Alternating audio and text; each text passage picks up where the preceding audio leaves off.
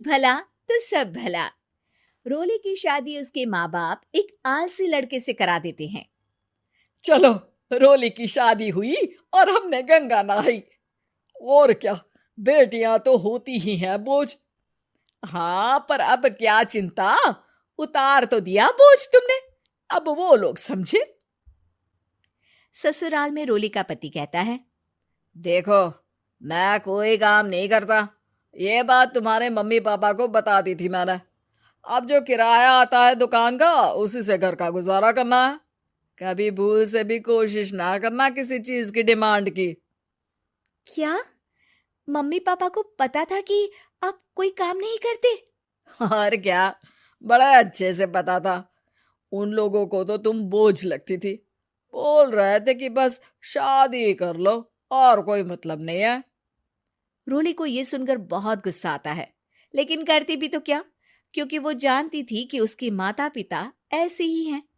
जैसे तैसे रोली दिन काट रही थी। रोली को एक प्यारी सी बेटी होती है। धीरे धीरे वो बड़ी होती है और उसके साथ उसकी जरूरतें भी बढ़ती जाती हैं। सुनिए जी, अब तो सिमी बड़ी हो रही है, उसका स्कूल में दाखिला कराना है। मैंने अब तक तो जैसे तैसे समय काट लिया, लेकिन मैं बच्ची की परवरिश में कोई कमी नहीं रखूंगी। अरे क्या है यार, अब तो लगता है कोई ना कोई काम ढूंढना ही पड़ेगा। अब पति रोज काम की तलाश में जाता और बिना किसी काम के वापस आ जाता। रोली समझ जाती है कि पति के अंदर अब काम करने की क्षमता नहीं है। वो बेटी को उच्च शिक्षा देने के लिए कुछ करना चाहती थी, लेकिन करती तो क्या करती। एक दिन रोली की सहेली कहती है, रोली, मेरी कोई औलाद नहीं है। अगर तू मेरी औलाद को जन्म दे तो मैं तुझे तेरे मुंह मांगे पैसे दूंगी। अरे, तेरी औलाद को मैं कैसे जन्म दे सकती हूँ? सरोगेसी से। बच्चा मेरा और वैभव का ही होगा, लेकिन कोख तेरी होगी। ये संभव है रोली।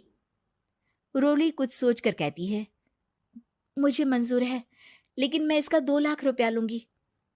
अरे कोई बात नहीं, मुझे मंजूर है। रोली खुश हो जाती है कि एक बच्चा पैदा करने का उसे 2 लाख रुपया मिलेगा। वो घर आकर पति को बताती है, वो भी खुश हो जाता है।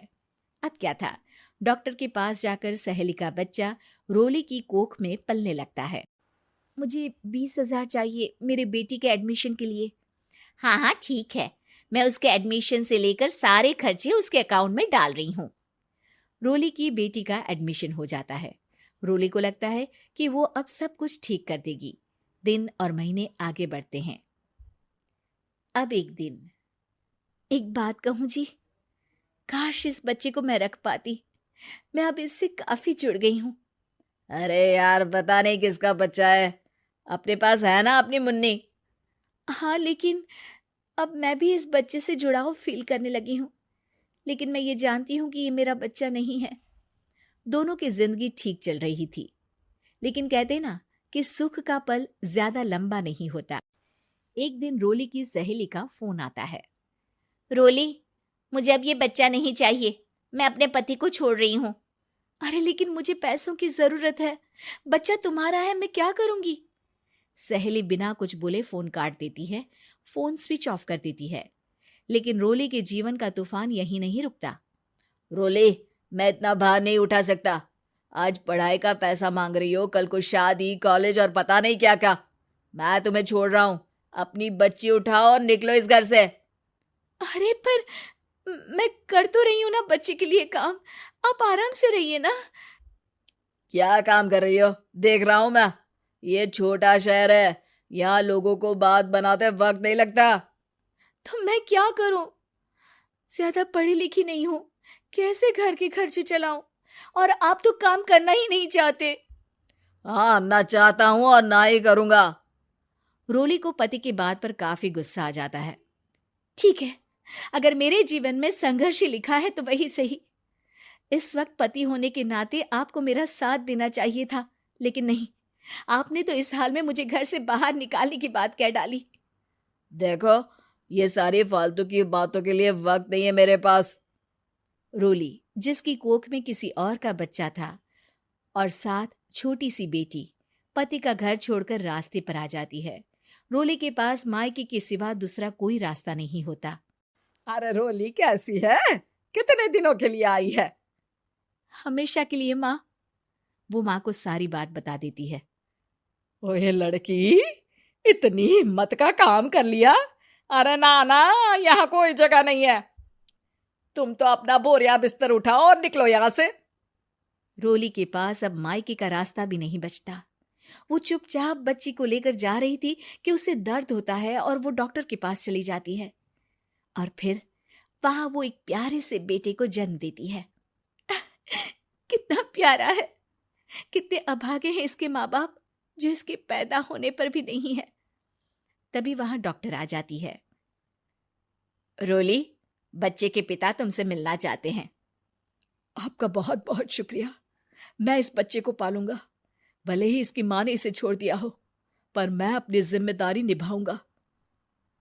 तो क्या आप मुझे इसके पैदा करने के लिए जिन पैसों की बात हुई थी वो भी देंगे? हाँ, और साथ ही आप चाहें तो मेरे घर में रहकर मेरे बच्चे की देखभाल भी कर सकती हैं। मैं उसके लिए आपको सैलरी दे दिया करूंगा। रोली को लगता है कि जैसे भगवान ने उसके लिए सुकून का रास्ता खोल दिया। वो अब मुकेश के साथ उसके घर चली जाती है, जहां रहकर वो उस बच्चे की देखरेख करती है। अब मुकेश के घर को रोली अच्छे से संभाल लेती है। उसके लिए खाना बनाने से लेकर बच्चों की देखभाल और घर की देखरेख। धीरे धीरे मुकेश को रोली से प्यार हो जाता है। रोली, तुम्हारी बेटी और मेरा बेटा बिल्कुल भाई बहन की तरह साथ रहते हैं। हाँ, आखिर है तो एक ही कोख के बच्चे, अटैचमेंट तो होगा ही ना।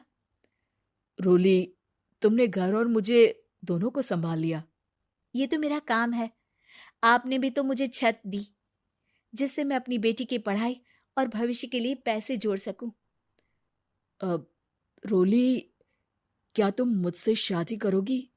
अब मैं जानता हूं तुम्हारी भी शादी कुछ खास अच्छी नहीं रही। रोली को मुकेश की बात ठीक लगती है। वो उसे हाँ बोलने की सोच ही रही होती है कि उसके पहले पति का फोन आ जाता है। रोली, मैं बहुत परेशान हूं। मेरा एक्सीडेंट हो गया है। मैं चाहता हूं तुम वापस आ जाओ। रोली को पुराने पति की चिंता होने लगती है। वो सोचती है कि वो क्या कर रही थी। हाँ हाँ ठीक है, मैं आ रही हूँ। हाँ रोली, आ जाओ, लेकिन बच्ची को कहीं हॉस्टल में छोड़कर आना, क्योंकि मैं नहीं चाहता कि हम लोगों के बीच फिर से वो सारी बातें हो। रोली को समझ आ जाता है कि पति आज भी सुधरा नहीं है। वो पति के पास जाने से इनकार कर मुकेश को हाँ कर देती है।